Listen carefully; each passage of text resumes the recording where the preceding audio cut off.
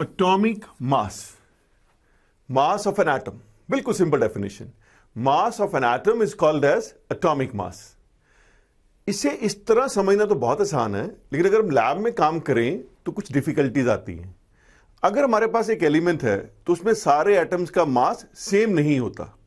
जैसे मैं एग्जांपल ले लूं क्लोरीन की, अगर क्लोरीन के एटम्स हैं उसमें कुछ एटम्स का भार 35 है और कुछ का 37 और उनकी रेशियो है 3:1।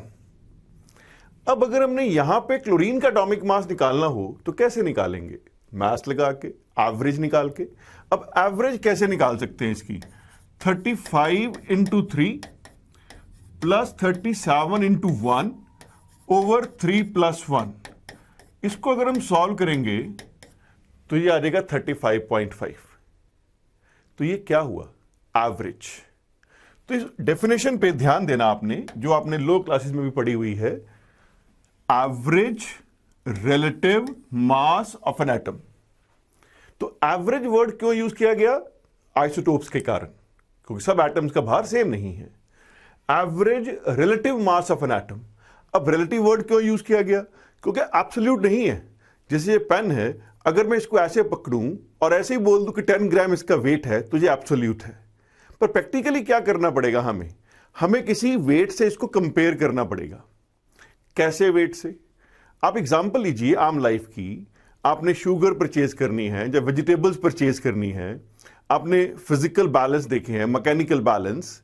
एक तरफ जिस चीज को तोलना है वो डाल देते हैं और दूसरे पैन में वेट को, जिस वेट से उसको तोलना है, 1 kg, 2 kg, half kg, like so. अब हमने यहां पे एटम्स को तोलना है, उसके लिए हमें कोई वेट चाहिए और वो वेट चाहिए जिसके साथ हम कंफर्टेबली डील कर पाए। इसके लिए हमने वेट यूज किया है C12 का, carbon 12, stable isotope of carbon. इससे हम बाकी एटम्स का भार तोलते हैं। इसीलिए वर्ड यूज किया गया average relative mass of an atom as compared to mass of one atom of C12, mass of one atom of C12। जैसे हमने ये भार तोलना है, ये कोई वेइंग मशीन है, तो इस तरफ हमने C12 ले लिया, तो इससे हमने वेट को तोलना है। अब जो एटम्स हैं वो सारे हमने इधर ले लिए जिनको तोलना है। तो average relative mass of an atom as compared to mass of one atom of C12, this is called as atomic mass. Atomic masses आजकल आमतौर पे एग्जाम में गिवन होते हैं, लेकिन जो कॉमन एटम्स हैं उनके एटॉमिक मासेस आपने याद कर लेने हैं और वो डील कर करके बार बार वैसे भी याद हो जाने हैं। इनको फ्रैक्शंस में याद मत करना। अगर हम टेक्निकली करेक्ट जाएं तो हाइड्रोजन का एटॉमिक मास 1.008 है, तो ऐसे याद करके मुश्किल में नहीं फंसना। You take it as 1। तो हाइड्रोजन का मास आ गया हमारे पास 1, helium 4, carbon 12, nitrogen 14, oxygen 16, fluorine 19, sodium 23, magnesium 24, aluminium 27, phosphorus 31, sulphur 32, chlorine 35.5, potassium 39, calcium 40, chromium 52, manganese 55, iron 56, copper 63.5, zinc 65.4, bromine 80, iodine 127, silver 108, gold 197 and uranium 235। ये कुछ कॉमन एटम्स के atomic masses लिखे हुए हैं। एंड में हमने याद क्या किया? बहुत simple, mass of an atom is called as atomic mass. और फिर उसको मेजर कैसे किया? Average relative mass of an atom as compared to mass of one atom of C12। AMU, atomic mass unit, इसको डिफाइन कैसे करते हैं? 1 AMU is defined as 1/12 the mass of one atom of C12। जो C12 है उसको हमने standard wait माना हुआ है, उससे कंपेयर किया। तो एक एटम का जो भार है that is 1/12 the mass of one atom of C12, उसको हम 1 AMU बोलते हैं। जैसे ये एक मैकेनिकल बैलेंस है, आपने ऐसे फिजिकल बैलेंसेस देखे हुए हैं। तो हमने इस तरफ कार्बन ले ली C12, मान लो उसका एक एटम ले लिया, मान लो ऐसे एक एटम ले लिया, और इस तरफ हमने जिस एटम को वे करना है वो ले लिया, मान लो हाइड्रोजन ले ली एग्जाम्पल के तौर पे। तो देखा ये गया है कि mass of 12 hydrogen atoms is equal to mass of 1 atom of C12। इसका मतलब मास ऑफ 1 हाइड्रोजन कितना हो गया फिर 1/12 of C12, 1/12 the mass of C12। इसी को हम 1 AMU बोलते हैं। इसलिए मास ऑफ 1 हाइड्रोजन एटम को 1 AMU बोल दिया गया। अगर हम इसको ग्राम में या किलोग्राम में कन्वर्ट करें तो 1 AMU is equal to 1.67 10⁻⁻27 kilogram. 1.67 10⁻⁻27 kilogram. This is same as the mass of proton. अब ये आया कैसे? अगर इसको भी हमने सॉल्व करना हो तो देखिए 6.022 इंटू 10⁻23। अगर हमारे पास हाइड्रोजन एटम्स होंगे तो उनका मास होगा हमारे पास 1 ग्राम। तो एक एटम का भार आप सॉल्व कर लो।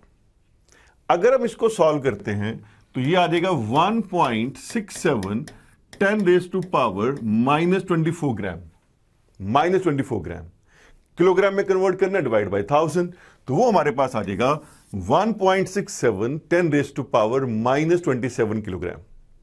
AMU को हम 1 डाल्टन भी बोल देते हैं, या एस्टन, या फिर एवोग्राम।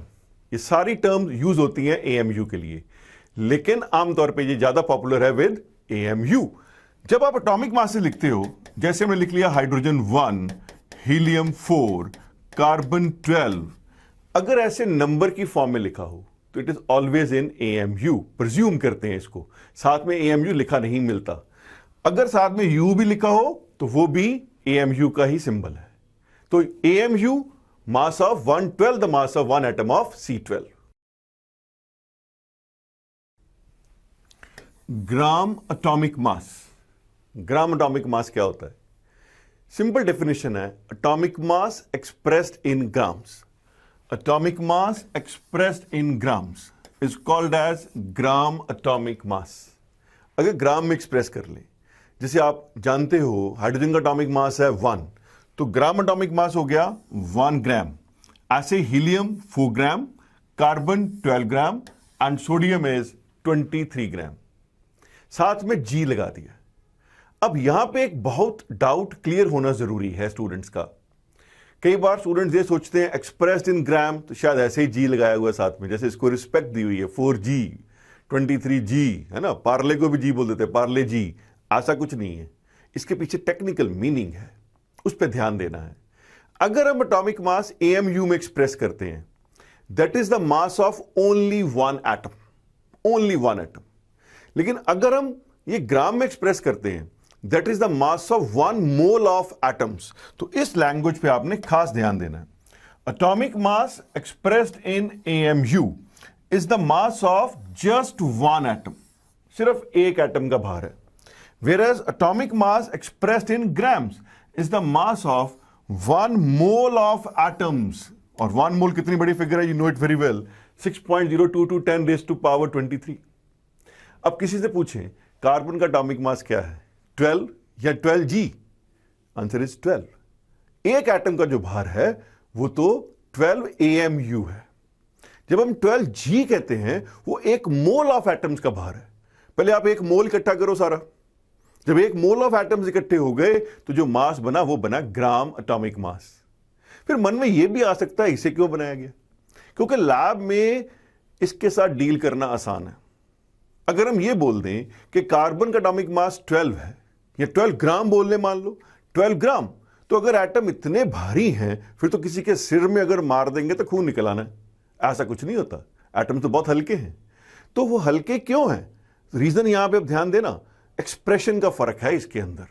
अगर हम 12 बोलते हैं तो सिर्फ वो 12 AMU है, एंड 1 AMU इज 1.67 10⁻⁻27 किलोग्राम। जब हमने 12 बोला AMU में, तो एक एटम का भार किलोग्राम में कितना आया, इससे मल्टीप्लाई कर लो, बहुत कम। एटम तो बहुत हल्के हैं। तो अगर एक मोल ऑफ एटम्स इकट्ठे करेंगे तब जाके मास बनेगा 12 ग्राम। तो atomic mass express in AMU, देखो याद हो गया, is the mass of only 1 atom, and atomic mass expressed in grams is the mass of 1 mole of atoms. जितना ग्राम एटॉमिक मास है उसको हम 1 ग्राम एटम भी बोल सकते हैं, उसको हम 1 ग्राम एटम भी बोल सकते हैं। मान लिया 1 से कंफ्यूजन होती है, यूनिट ग्राम एटम बोल लो। जैसे हम बोल दें कि कार्बन का जो ग्राम एटॉमिक मास है 12 ग्राम, इसको मान लिया 1, मान लिया हो नहीं गया 1।